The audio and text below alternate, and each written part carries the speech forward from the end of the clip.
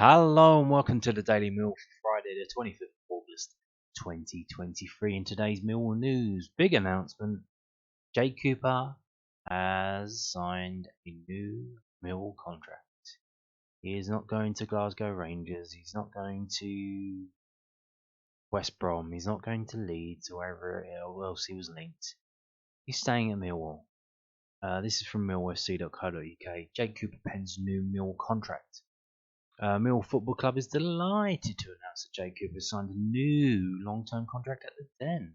The 28-year-old, who currently has 304 lines appearances to his name, will now continue to form part of Gary Rout's plans for the 23-24 season and beyond. Cooper joined Millwall initially on loan in January 2017 as part of the squad which won the Sky Bet League One playoff final at Wembley Stadium. From there, the towering defender has established himself as one of the first names on the team sheet, showing professionalism and commitment in playing almost every game in a number of seasons at the club. The Lions number 5 has also captained the side on numerous occasions and will look to build on his success at the club in the coming years. It has been no secret that we've been looking to extend Jake's contract, so we're delighted that he's recommitted to a future to Millwall today, said Alex Aldridge, Millwall's Director of Football Operations and Recruitment. Naturally, there is a lot of focus on the transfer window and new players at this time of year, but this is an equally important piece of business that removes any uncertainty surrounding Jake's future with us.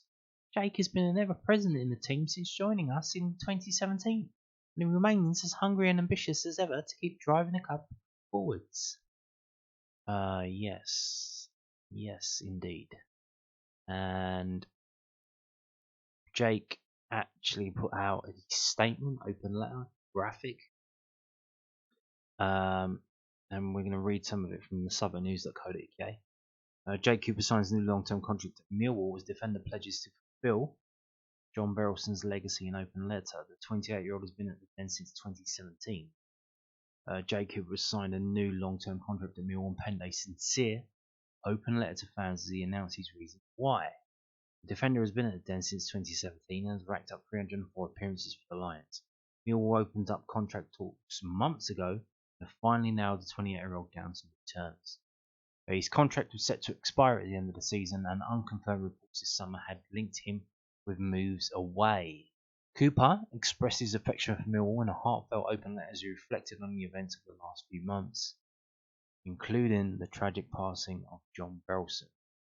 He said, "As many of you will know, this season is the last year of my current contract with Millwall, and I am a very ambitious person and player, and have been flattered by the interest in me by other so-called big clubs. I've always prided myself in being open and honest, and it's with that in mind that I take this opportunity to provide clarity around my situation. As a club, we are still feeling the impact of the tragic news of John's sudden passing in the summer. His support of everyone and everything at Millwall was a large part of what made the club unique compared to others. It's such great news for the club and the fans that James has stepped up to be chairman, and we all know just how much the Berylson family love Millwall. So do I. I'm very proud and happy to announce that I'm committing my long-term future to Millwall, a club which is so special and such a big place in my heart.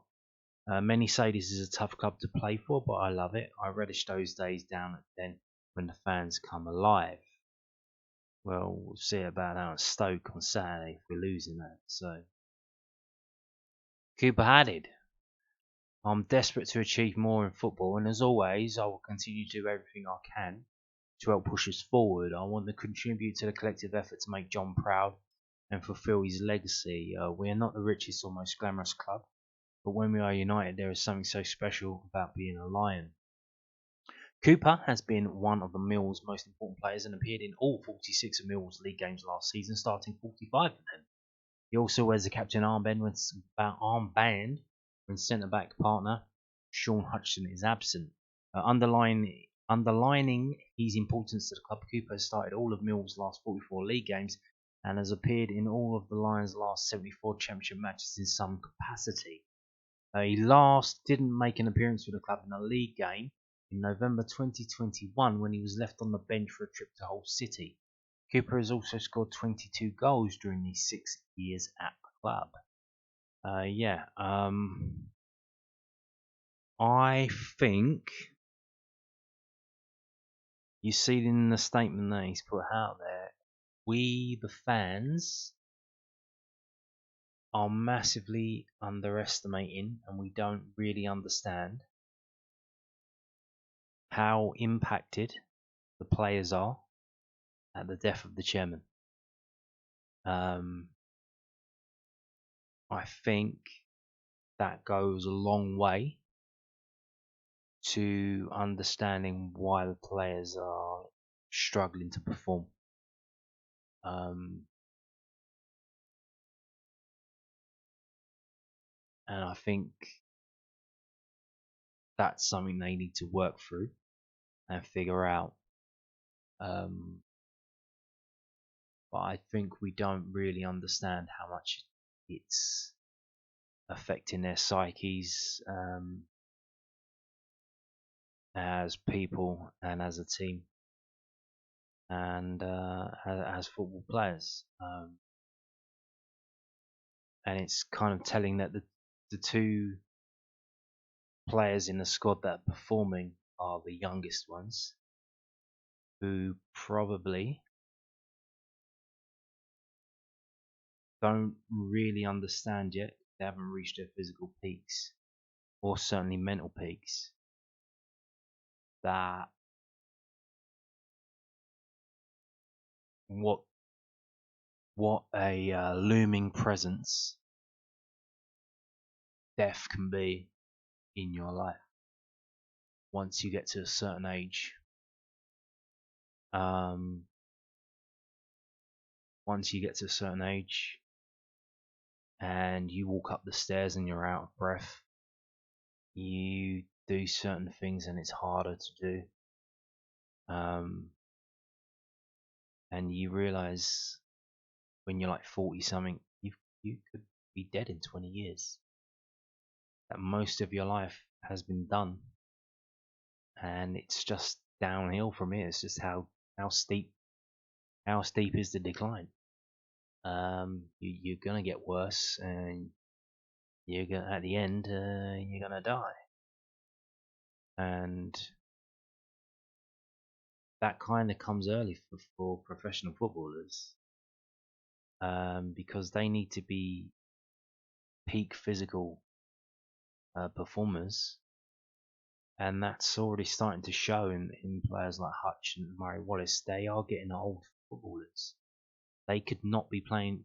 It might be possible that in 2 to 3 years' time, they won't be playing professional football anymore. They're going to be 32, 33, 34. And that's going to be it. That's done. Now, they could, if they wanted to, just go down the leagues, but that's literally like a mirror copy of life in general. As a professional footballer, you work your way through the youth teams. You get good. You're the peak. You're the pick of the bunch. You reach your peak. You get to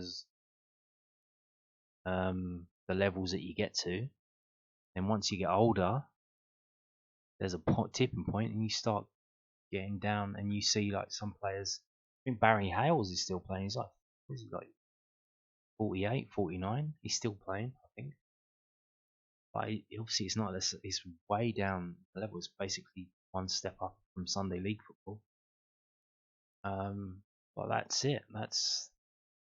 So I think a lot of these players are seeing that. Saville.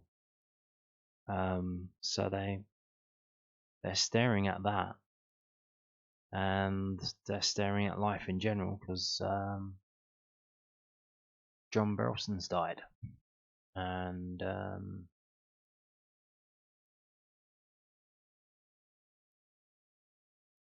it's massively affected them, and maybe they don't realise how much it's affected them, well, they don't want to admit it, but I think it has, and we'll see how they bounce back from it, because no one's coming to save them. They have to get themselves out of this, whatever mood they're in, the melancholy, ennui, whatever metaphysical state that they're in, realizing that everything that is living will die, including them, and including all those around them. So I don't know what's worse, you dying or you living and seeing everyone around you die and having to deal with that. Which one is worse? Blissful ignorance or total knowing? But yeah, we will see how the players respond going forward. Moving on to this. Talking of appearances, Jake Cooper, 304. That puts it easy 22nd on the chart. This is up to date. This is from updated to the 20th of August 2023. This is from millwallhistory.org.uk. And Jake Cooper, he's not far off. He is, what is he?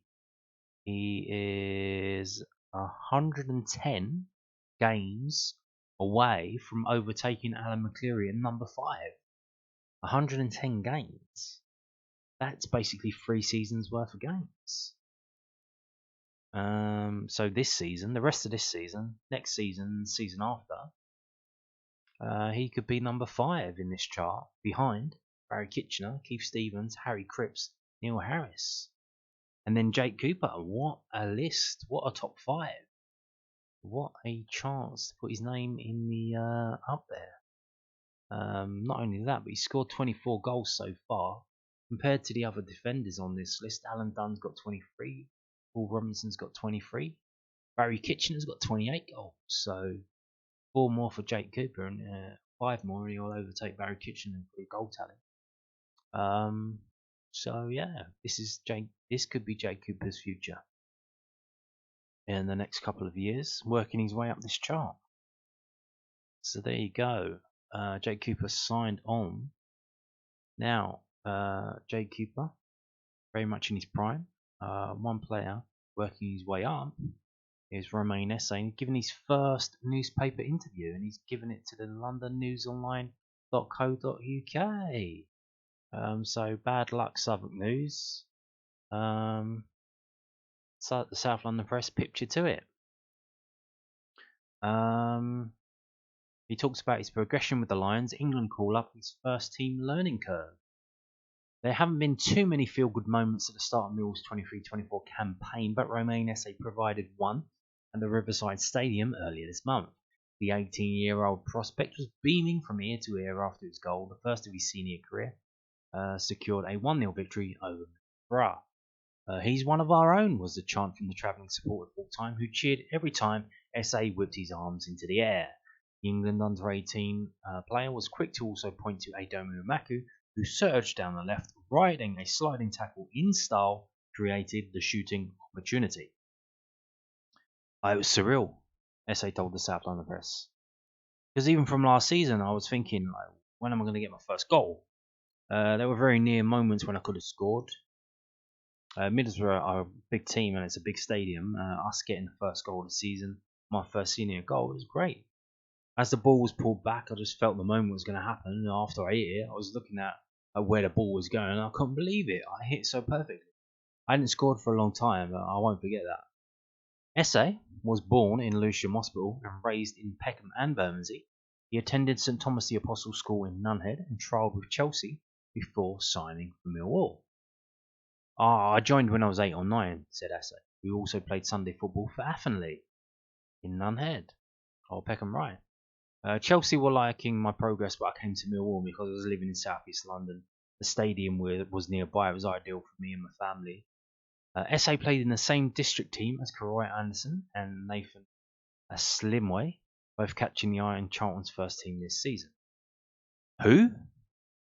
Whenever we played in the same team in the opposition group near us, he said, we've had a strong bond. I was speaking to them after the Charlton game. They're good players, ones to keep an eye on in League One. I'm tracking their progress too. Esse is also attracting interest. His debut came while he was still 17. His birthday is in May, and he came off the bench late on in the 2-0 win at Watford on Boxing Day. Esse went on to make 13 appearances for the Lions last season, but all of them as a substitute. I was a bit nervous at the start, but the more I was coming on, the more I was expressing myself. But he said, I wanted to carry on the form this season, making sure I started pre-season well. and give myself every chance to be in and around the team. Academy football is a lot different to men's football.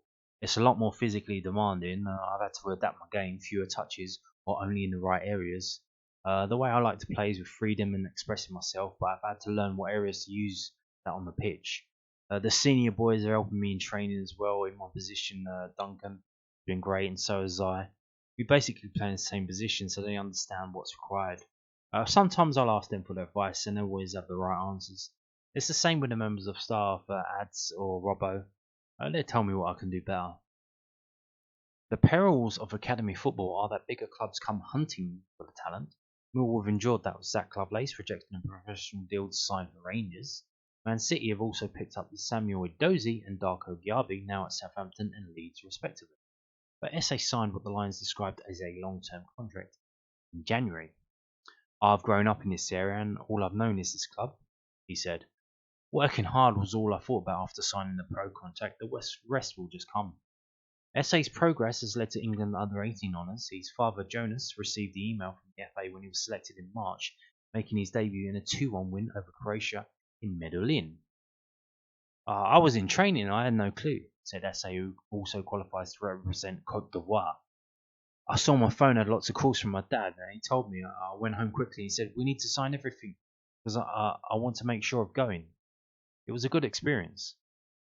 When I went with England, I knew I should express myself the same as I have here. Nothing changes just because there are other boys playing for the biggest teams in the country. I should be myself. You have to block out the outside noise and keep performing. Esse scored for the young Three Lions against Australia in a summer tournament in Lisbon. So who were the players he looked up to as a kid? There are a lot I idolise, like Lionel Messi and Ronaldinho. Said Esse. There are even modern day players like Bernardo Silva and Riyad Mahrez. Ones who have my playing style and I want to hit the heights they did in their careers too. Esse's first championship start for Millwall came in Sunday's 3-1 defeat to Norwich. He played on the right side of the field as manager Gary Rowett switched to a back four, Carrow Road. Asked if he had a favoured role he would like to lock down longer term, he said, "I'll just anywhere in attack or midfield. As long as I can create or score, that's me. I play with a smile on my face. If I assist my teammates or score, I'm doing my job." So there you go. Romain Esse's first newspaper interview, and it's not bad. It's not bad, is it? He's saying all the right things, comes across as a decent lad, and we do hope he reaches the heights with Millwall, and then after with another club, whoever that may be. Hopefully not West Ham, but you never know. Moving on. He gives us an extra attacking threat. Gary Rowett on why Millwall went for Brooke Norton-Cuffy. The wing-back arrives on loan from Arsenal with the Lions in need of a boost. Gary Rowett has revealed the thinking behind the signing of Brooke Norton-Cuffy. The 19-year-old joins on loan from Arsenal. He's set to bolster Mill's options in the wide defensive areas. Norton-Cuffy was at Rotherham United and Coventry City last season and impressed in both loan spells. Millwall manager Rowett said, "I think it's all about quality. You're looking for players that can bring something new, something different to give you added flexibility and competition to the group. It helps when the player not only has that youth and levels of athleticism and physical attributes to help the team, but also someone who knows what the championship's all about. He's been at Rotherham, had a loan at Lincoln before, but was at Rotherham for the first half of the season and performed really, really well. We obviously played against him, and then I remember his tussle with Tyler up and down the wing. It was really good to see two young players showing such honesty and commitment. He went to Coventry the second half of the season and performed really well. He's got that experience, and I think he brings something a little bit different to our squad. Exciting going forward, can play anywhere down the right. Great energy, good quality down the final third, and gives us that attacking threat." Deal is Mill's first loan summer, and Rowett believes that previous business the Lions did with Arsenal signing Danny Ballard for the 21-22 season may have helped get this deal over the line. He added, "We'll have to speak to the recruitment team to get the finer details, but it was certainly a deal we wanted to happen, and as soon as we wanted it, there seemed to be quite a lot of support on Arsenal's end. We've got a good relationship there. They do a lot of due diligence on what they need in players for their next loan, and I think they've seen the work we did with Dan Ballard a few years ago, and it probably gave them a level of confidence of what they were going to get. So yeah, you'll have to ask the other people how easy or hard it was to get done, but ultimately, it seemed to get done fairly smoothly and fairly swiftly. Norton Cuffy's Mill's sixth signing of the window, following Kevin Nisbet, Joe Bryan, Casper Noor, Wes Harding, and Matija Sarkic. And that is the end of that.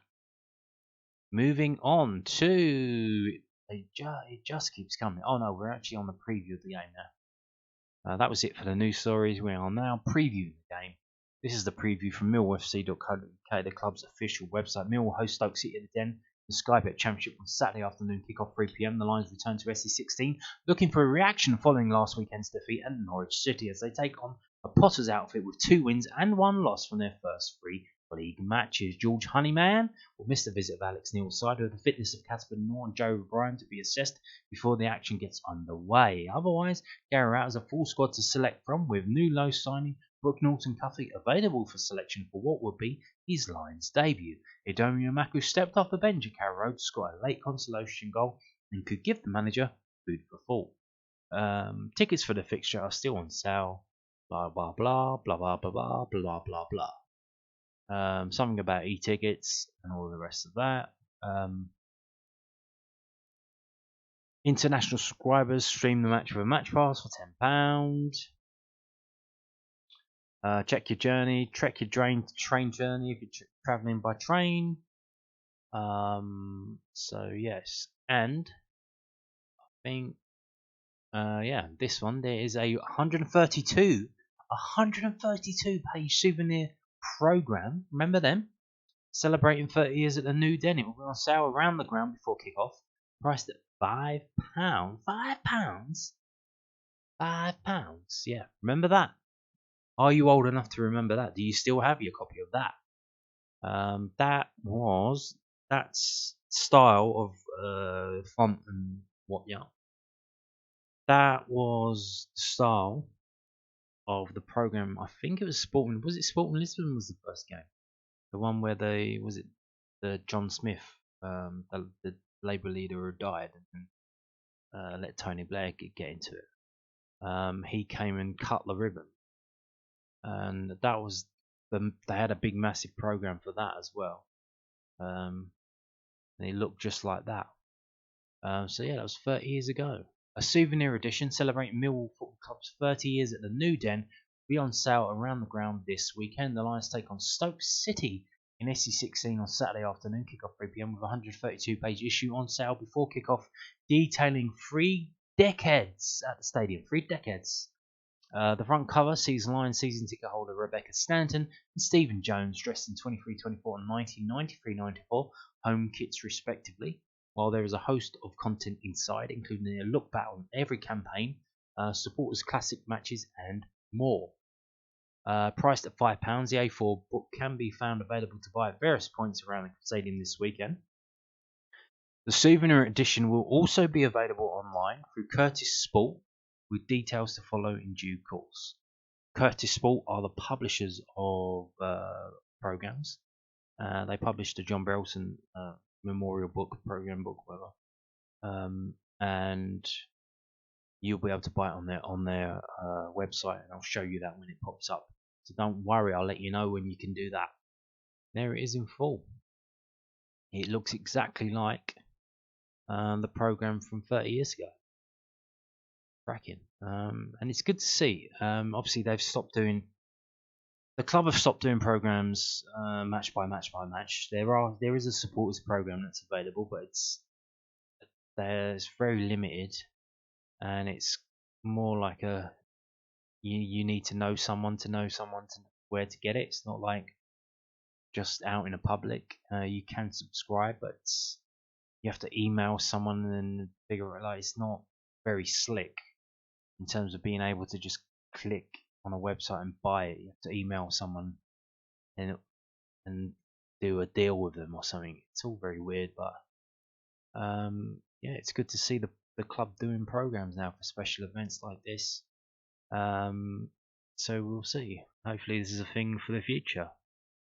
So yeah, program available for this weekend's match, although I doubt not really going to mention anything about this weekend's match. It's more like an annual thing for a 30-year look back in anger, I guess. in terms of that Birmingham game. Certainly look back in anger. Moving on to the matchday mascots for tomorrow's game. Introducing Millwall's matchday mascots for Saturday's Sky Bet Championship visit of Stoke City. And here we go. First up is Jacob. Jake is 12 years old and attends Plumstead Manor Secondary School. His hobbies include following Millwall and goalkeeping for his team Teviot Rangers JFC. Next is Reggie Woolley. He's 9 years old. He attends St Mary's School and he enjoys football and boxing. Reggie's favourite player is Zion Fleming and he believes the Lions will 2-1 supporters.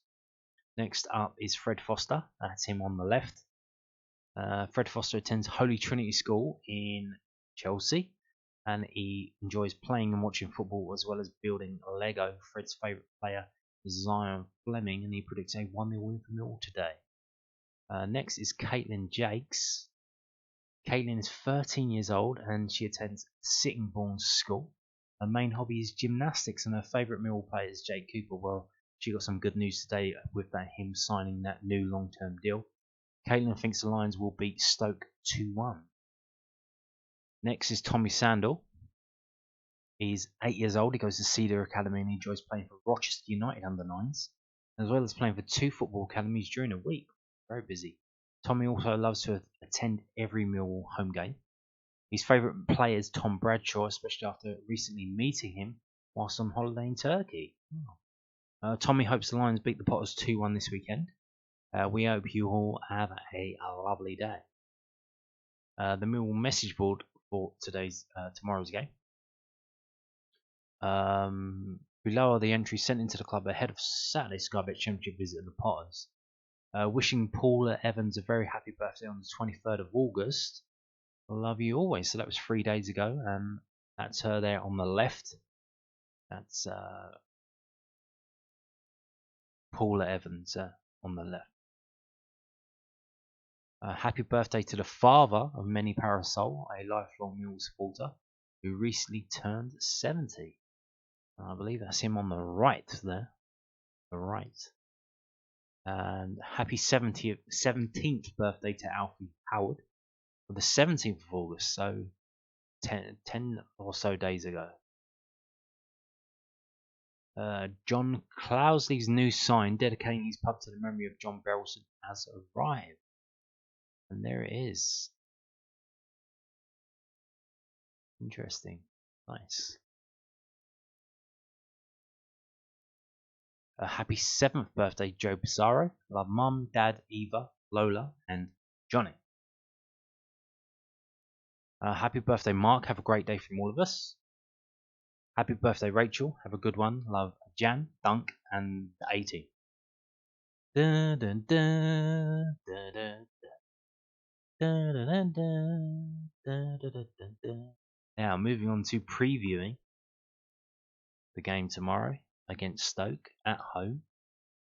This is from 11v11.com. It's the historical record of matches between Millwall and Stoke City. I've sorted it so it's home games for Millwall first, with the list going, not that many games actually over the years, starting in 1929. Not a lot of games because obviously they were a big team back in the day. Stanley Matthews and all that, I believe. So we didn't play them from 1936 to 1970. And that game in 1936 was an FA Cup game. Yeah, you can see there's a lot of green there. We usually win at home to Stoke. And it seems to be a run of about 5 or 6 games that gets perforated by a defeat. And then we go on another run without a defeat of 5 games and then we lose again. The last 5 games at home, we haven't been defeated by Stoke. The last defeat was a 6 game ago.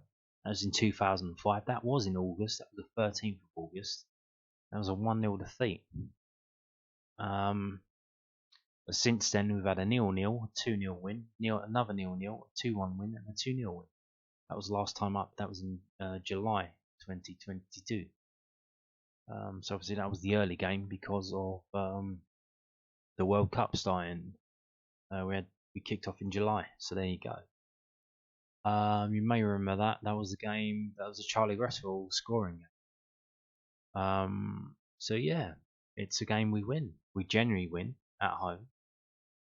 Away, not so much. You can see it's a sea of red. So it's a game where home advantage is very important for either team. And yeah, that's looking good now. I'm feeling good now. Feeling good. Here we go. The last 6 games. This is from WhoScored.com. The last 6 games in more detail. So we've kept 4 clean sheets. We've conceded 2 goals. We've scored 6, conceded 2. There's been 2 0-0s in that, as mentioned earlier, and 1-0 defeat. The only time Stoke have won is when they've kept a clean sheet. The 1-0 win, and then they've had 2 0-0. So they've kept 3 clean sheets against us in the last 6 games. That doesn't look good, but this is over so many years. Obviously, the last 4 years is the first 5 games for 2019, and then you could jump back to that game in 2005. So I don't know what that can really tell you about it. If we look at the match facts on the right hand side, Millwall have seen under 2.5 goals in 14 of the last 17 matches against Stoke in all competitions. So it doesn't seem it's not going to be a goal fest apparently. There have been under 2.5 goals scored in 6 of Stoke's last 7 games in the Championship. So even without playing Millwall, just genuinely playing football in the Championship, Stoke have seen under 2.5 goals in 6 of their last 7 games. Millwall are undefeated in their last 5 home matches against Stoke in all competitions. So there you go. Long may that continue. Starting with tomorrow. Here's the table. Can't really tell much from that. It's early days, isn't it? It's early days. Obviously, we've only scored 2. And conceding 4. They've scored 5, conceding 3. They've got 2 wins and 1 defeat. We've got 1 win, 2 defeats. Neither team has a draw yet. Oh, does that mean we're going to draw? Maybe we're due a draw. They're due a draw. I think we would be happy with a draw, depending how we play. Not if it's a dog shit 0-0 and we have like 2 shots on target. I don't think anyone's going to be happy with that. If it's we try and win the game by playing some attacking football and we end up drawing, I think that'll be fair enough for most fans. So yeah. If we do that, and if we do that, so Stoke have only played 1 away game so far this season, a 2-0 defeat at Ipswich. We've had 2 home games, a 4-0 defeat to Reading in the Cup, and a 1-0 defeat to Bristol City. It does look like being a draw, doesn't it? So here we go, Millwall strengths, Stoke strengths. They have a lot more strengths than us, and we've got a lot more weaknesses. Oh dear. Millwall style, Stoke style, and match forecasts. Stoke will score as a result of individual skill, very likely. Stoke will steal the ball from the opposition, often likely. Stoke will score from a set piece situation, likely. Stoke will dominate possession, likely. Well, I'm kind of depressed now. All that's likely to happen, and what's the point of saying that? Well, luckily that's not how it works, is it? Now, moving on to this, the prediction. They've got teams that they're going to predict. I think, do we go back in time? Do we put Bradshaw and Fleming there and try and recreate some of last season's magic and drop Nisbet? No. Do we bring a Maku and Esse in? I don't know. Who knows? So, prediction time. Millwall was second best in every department against Norwich last weekend as they succumbed to a humiliating 3-1 away defeat at Carrow Road on Sky Sports. Garrett's attritional style is starting to cause friction amongst the fan base, who are less than impressed with the back-to-back defeats that the Lions have suffered. Amen to that, brother. Stoke produced an ample response to their humbling 2-0 defeat against Ipswich when they welcomed Watford at the Bet365 Stadium last weekend. Some second half magic from summer signing Andre Vigidal proved enough to seal a 1-0 victory that day and bumped the Potters' tally up to 6 points for the season. And they predict Millwall 1, Stoke 1. The draw. We haven't drawn, they haven't drawn. Is it time for a draw? Let's see what David Pratt of SkySports.com thinks as we read his championship predictions. Not all of them, just the one about our game. Couldn't care about the rest of them. So how far down do we have to go? All the way down, it looks like. Right at the bottom, here we are, nearly. And David Pratt predicts Millwall 1, Stoke 1. So we have a consensus amongst the previews that is going to be a 1-1 draw. I don't know. It might be a draw. It might be a defeat. It might be a win for Millwall. It could be anything, couldn't it? The last 1-1 draw was in 2004, and then before that, 1994. And those are the only 2 1-1 draws. Oh no, 1987 as well. So 3 times we've drawn at home 1-1 with them.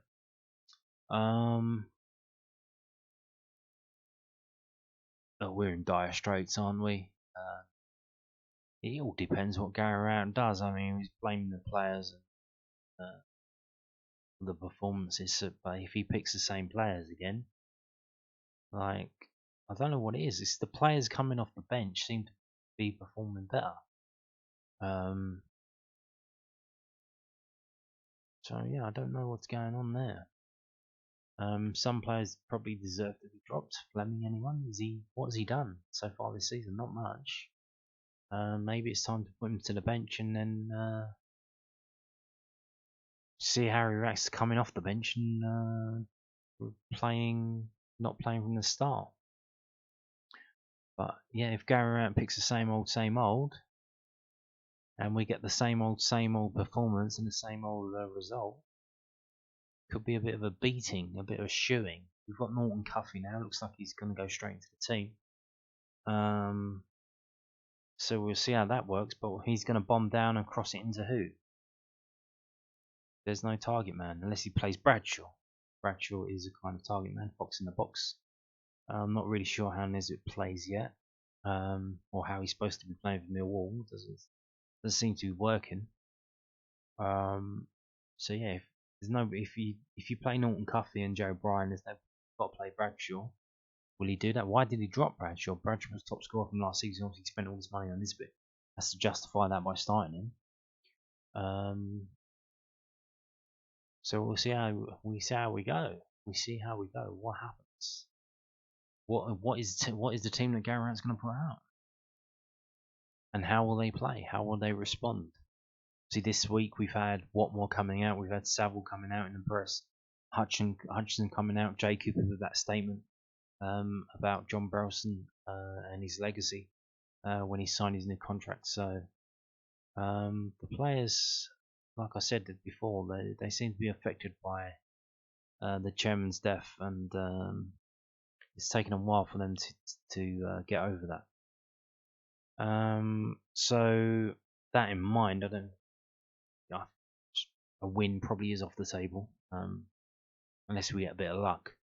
So a draw, yeah, maybe a draw.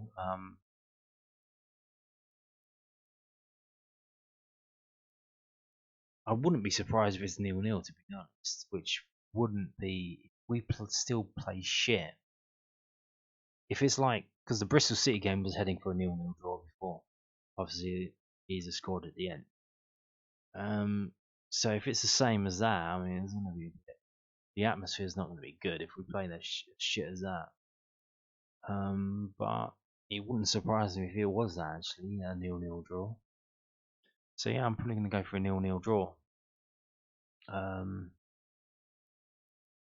Yeah, my prediction is Millwall 0, Stoke City. And on that note, thank you for watching, and goodbye.